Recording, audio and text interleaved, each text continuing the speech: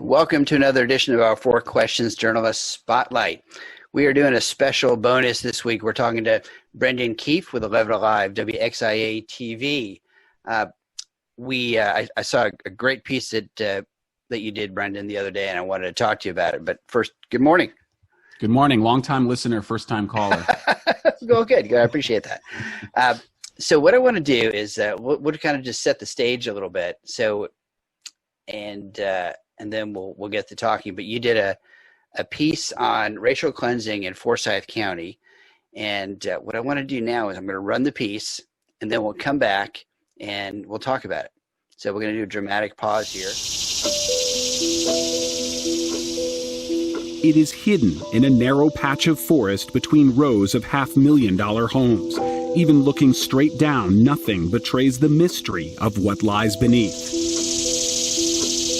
These tombstones are all that's left of the old Black Baptist Church at Stony Point.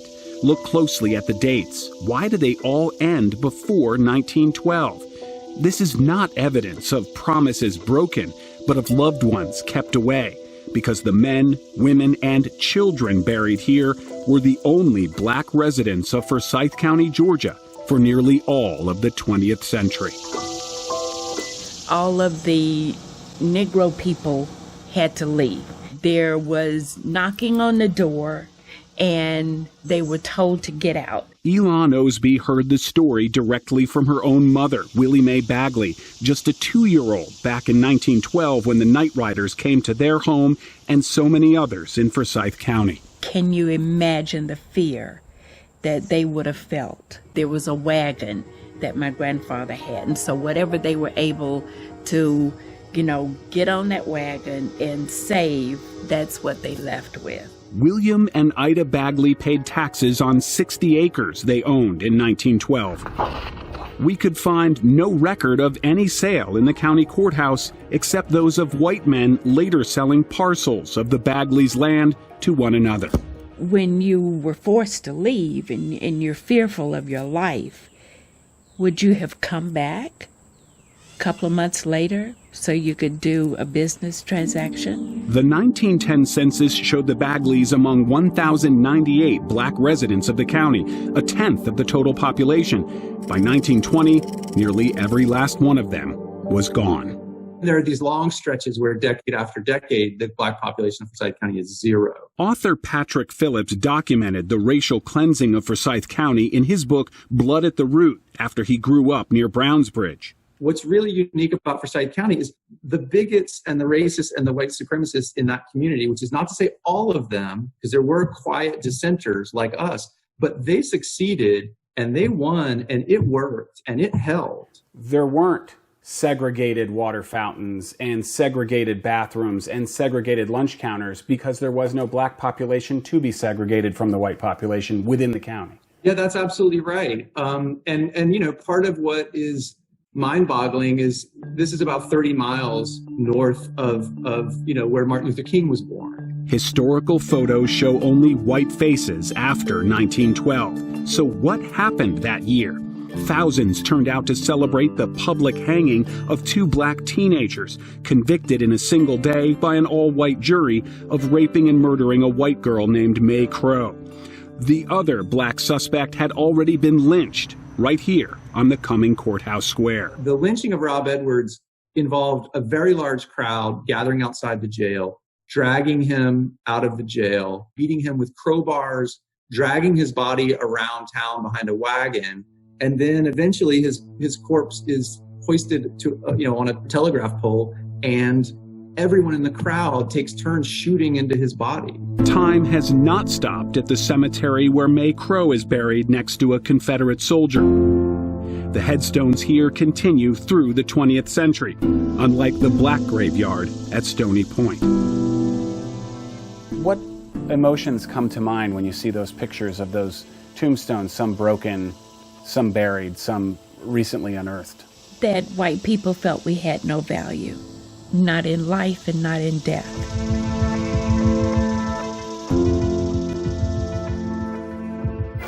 White only, no black! The Constitution right!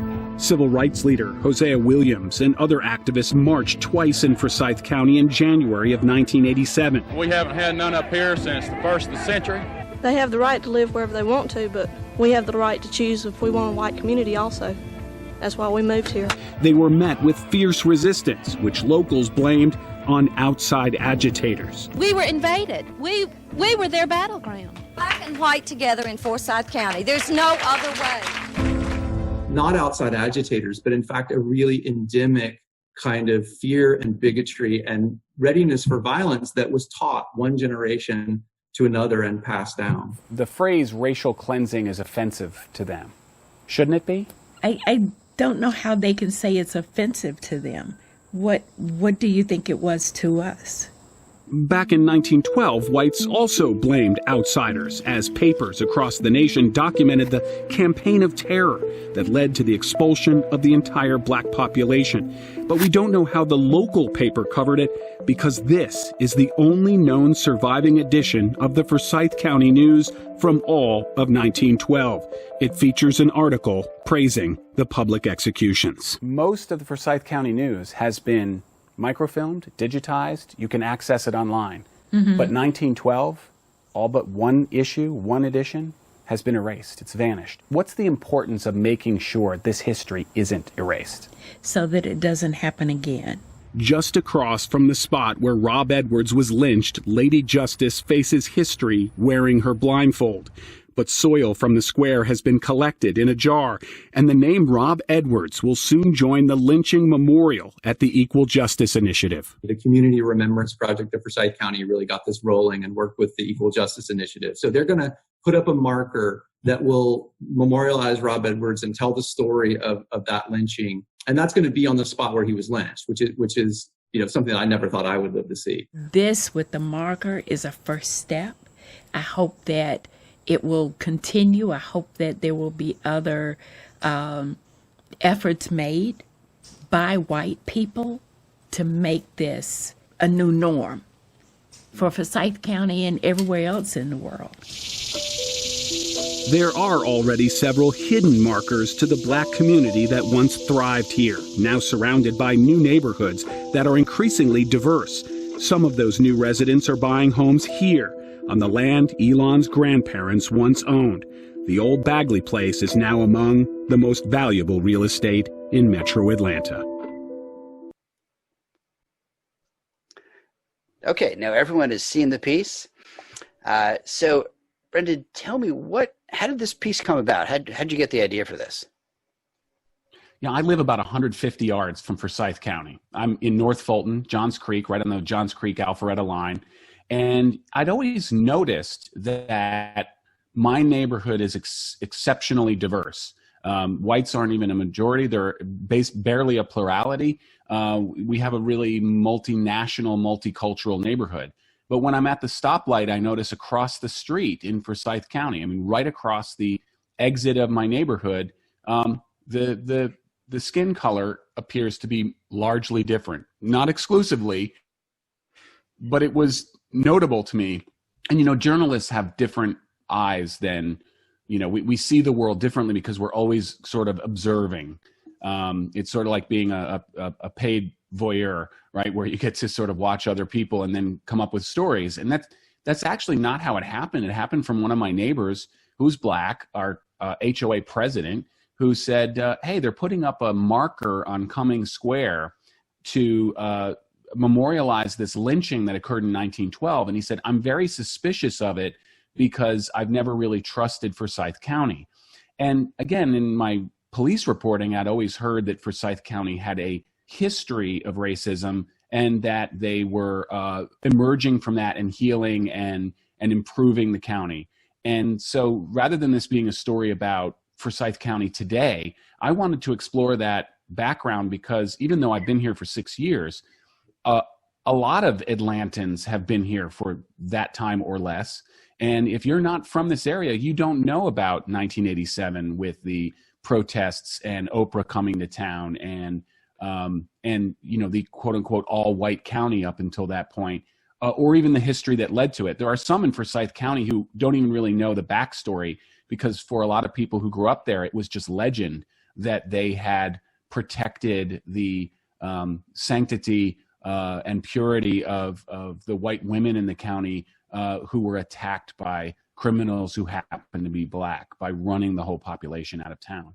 And so I wanted to explore that history. Yeah, and I was a college student here in Atlanta in the mid '80s, and I remember the Hosea Williams and the march in Forsyth County and all of that, and I remember the national media coverage of that. Back 50 years ago, Atlanta was I don't know if you say a bigger place or a smaller place, but Forsyth County was seemingly a lot further out than it is today, perhaps. But your story, I mean, it was just fascinating and heartbreaking in some ways to hear and read your story. I mean, the headline is "Whitewash: The Racial Cleansing of Forsyth County," and your lead says, in 1912, Forsyth County forces black residents out and stayed nearly all white for 75 years. And the story is just fascinating in terms of the background of that. I was particularly intrigued by the fact that you could find only one newspaper from 1912. The rest had just been, I guess, either hidden away in somebody's basement or destroyed. Yeah, it's fascinating. I don't know the answer. What I do know is that when other researchers writing books had gone to pull the newspapers as sort of contemporaneous accounts, they were able to find the Atlanta Constitution. They were able to find the Cherokee newspaper out of Canton. They were able to find the Hall County newspaper out of Gainesville, the Gainesville Times, I believe it was, the Cherokee Record. But the Forsyth County News, there was nothing available on microfilm at the Georgia Newspaper Project. And then all of that has now been put online. And the only year we really have a full picture starts in 1917. There are earlier issues. There are 1908 issues of the Forsyth County News. But 1912, 1913, these years that were so important to the formation of what would be the county. What happened then would set up at least 75 years of the future of Forsyth County, and that record is lost. And to me, I'm an investigative reporter, so other reporters are interested in who, what, why, who, what, where, and when, maybe sometimes how, but investigative reporters live in the why. I want to know why. The assumption would be that somebody didn't want future generations to see what was in those papers. The only issue that survives, coincidentally, is the issue that celebrates the hanging of two black teenagers who were tried in a single day by an all-white jury, and they were executed before 5,000 people. I'd be interested in the when. When was that? When were those years expunged? Was it right around that time, or was it in the 1950s? Was it in the 1970s? When did those papers disappear? And when was that one edition laminated and kept in the historical society? That was laminated and in the historical society, and it is kept with care. And so someone thought of preserving just that issue, and someone thought of not preserving the other issues. Now, we do have pretty good contemporaneous accounts. That one article, it's only up for a few seconds in the story, but it literally says Negroes flee from Forsyth. And the article, it was in the Atlanta Constitution in October of 1912, but it explains, it said black people, good, bad, and indifferent, were forced out of the county. And it said that notes were left, and, letters were in their mailboxes, is sort of the contemporaneous reports. But there are other reports of night riders, including Hall County, which is interesting. The Gainesville paper, the Gainesville sheriff arrested night riders. Now, you're wondering why they're not called the Klan. Is because the modern Klan did not come back until 1915. It wasn't until Birth of a Nation, the film, came out that, that sort of celebrated, or at least glorified, the original Klan from Reconstruction. The Klan largely disappeared. I mean, not their actions and the people, but the Klan itself disappeared until about 1915. So these were the precursors to the Klan.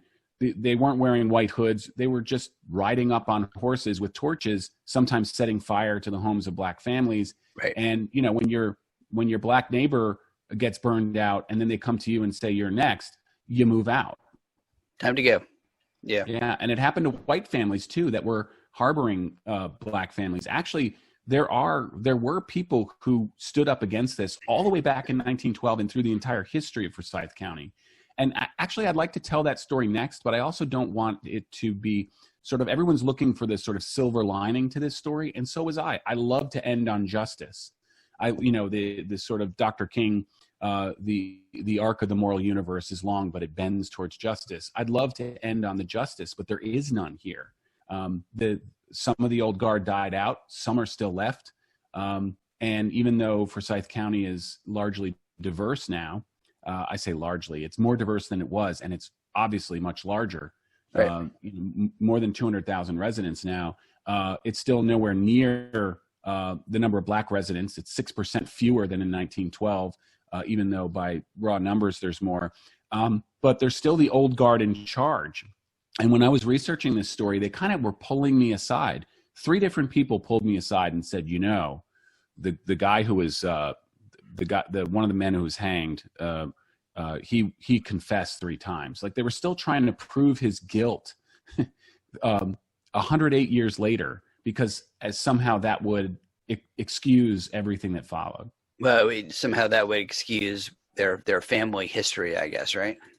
Well, yeah, and that's the other thing is Forsyth County actually does have a fascinating history, but it's also one that, who writes the history? The victors. And right.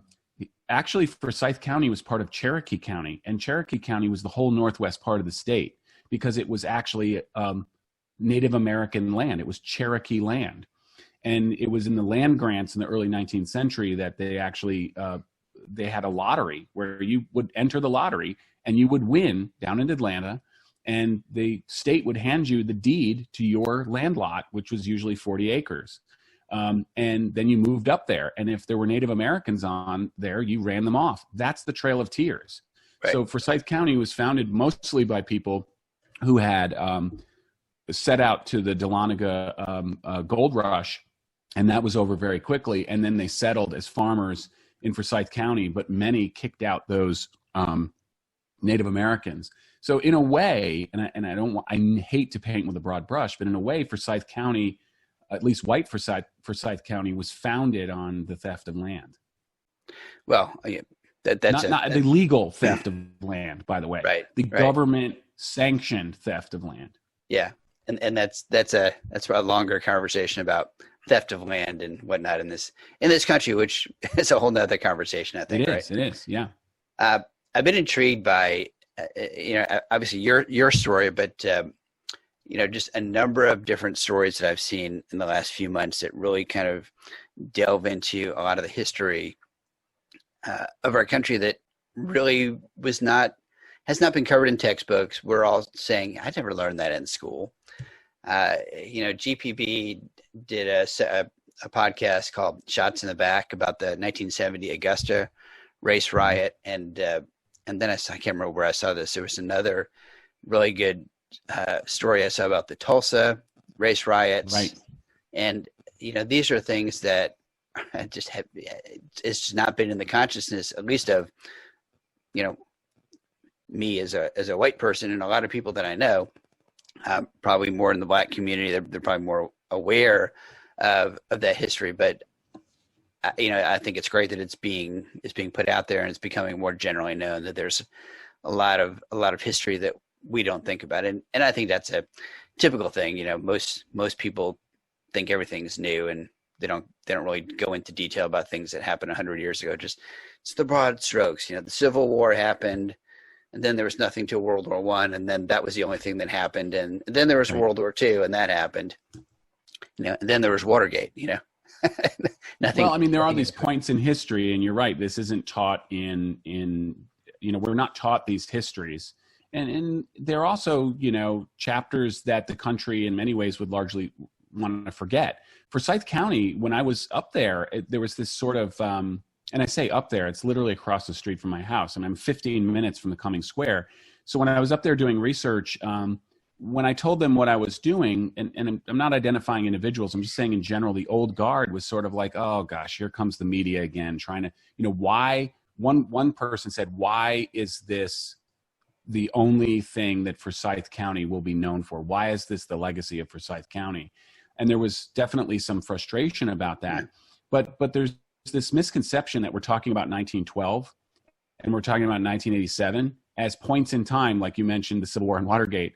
What about the 75 years in between? And in the 75 years in between, I relied heavily on multiple books for research as well, including Patrick Phillips' Blood at the Root. His story is fascinating. I recommend the book. A lot of the old guard in Forsyth County think that that book is not accurate. What I will say is that Patrick Phillips, for every assertion he makes, there's actually notes in the back, similar to footnotes, that reference where he got that information. Some of the more egregious things I didn't even share. He has the first-person account of someone walking up to a home in the middle part of the century in Forsyth County and notices these flagstones that are leading up to the house, and then notices there's inscriptions on them, and then leans down to realize that these flagstones are actually tombstones from the local graveyard. And the black graveyard that had been abandoned, and abandoned only because you could not come back for 75 years if you were black. And some people in Forsyth County say that's just not true. There are instances of violence, arrests, people sent to prison, just for merely crossing the county line. They're charged with something. In one case, in 1980, an Atlanta firefighter was shot because he and his girlfriend attended a company picnic for her company on Lake Lanier. And one of the descendants of the 1912 victim, white woman, relatives, and another man showed up with a gun and shot this guy in the head, and he survived. But and they were convicted, which Forsyth County points to as a sort of, you see, we're not racist. A Forsyth County jury convicted them of assault, but he was shot because he dared cross the county line as a black man. It's not for anything that he did. And so this was reinforced, I think is the word. So it's not 1912, it's not 1987. Until the 1990s, it was reinforced in very overt ways. And, you know, obviously someone would say it continues in certain circles, particularly in the northern part of the county to this day, with more subtle reinforcement. Yeah. Well, it's, you know, it's just a good reminder of where we are and where we have yet to go in Georgia. So, well, Brendan, I appreciate the country. We need to be fair to Georgia in that, in this, because the other thing is, from the outside perspective, you know, when the Oprah show, I remember watching the Oprah show in 1987. I would have been in college, and but I remember it and not really knowing where it was, because I grew up in the Northeast. I've lived all over the country as a reporter, North, South, East, and West. This is my third time living in the South. I think I've actually lived in the South longer than I've lived in the North now. But it's important to point out the difference that two things. One, Forsyth County is not that sort of stereotypical South or Middle Georgia plantation kind of county. In fact, slave owning in the early to mid 19th century in Forsyth County was not common. It's not that it didn't exist. It just wasn't common like it was in the plantation South. Forsyth County was not a cotton growing area. It wasn't a plantation area.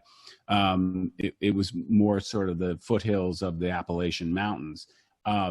Back then, it still is, obviously. But the other thing is, the South has had to take a look in the mirror, unlike places like St. Louis, Ferguson, Cincinnati, where I lived for 7 years, where there's this voluntary segregation that continues to this day. There's the black part of town and there's the white part of town. And if you go to a cocktail party on the white side of town, you know, racist jokes are told, and we're all in on it, but I say that's how they act. We're all in on it. And if you aren't, then you're the outsider. And, but these are the same people who overtly support their black coworkers and friends while they're essentially stabbing them in the back. Again, I'm not painting with a broad brush here. What I'm just saying is that the northern cities that have experienced racism have not had to face it in the mirror like the South has, particularly during the civil rights era 50 years ago. Yeah, that's a great point, and I'm glad you kind of put it in that context. It's good.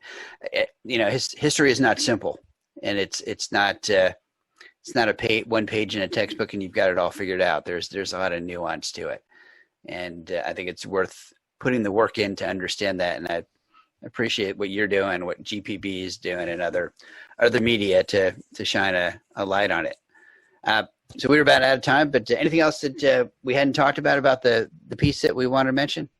I mean, the only other thing is, I'd say as a reporter, is don't ever lose your humanity. I think very often because we're trained to be objective, objectivity is actually, I think, the wrong goal. Fairness is the goal, because fairness is achievable. You know, I'm a subject, not an object. And should I deny my experience and my emotions when seeing things with my own eyes? And the example is the cemetery, which plays the graveyard that plays a big role in the story.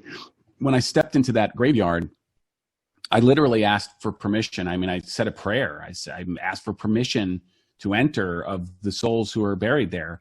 And then when I left 3 hours later, I was there alone photographing for 3 hours. And when I left, I thanked them and said, you know, because it was incredibly moving. The graves are sunken in because they didn't use vaults back then. That's my assumption. I don't believe that anything was removed. And then, you know, sort of backing up the earlier story, most of the headstones are gone. There's maybe 8 intact.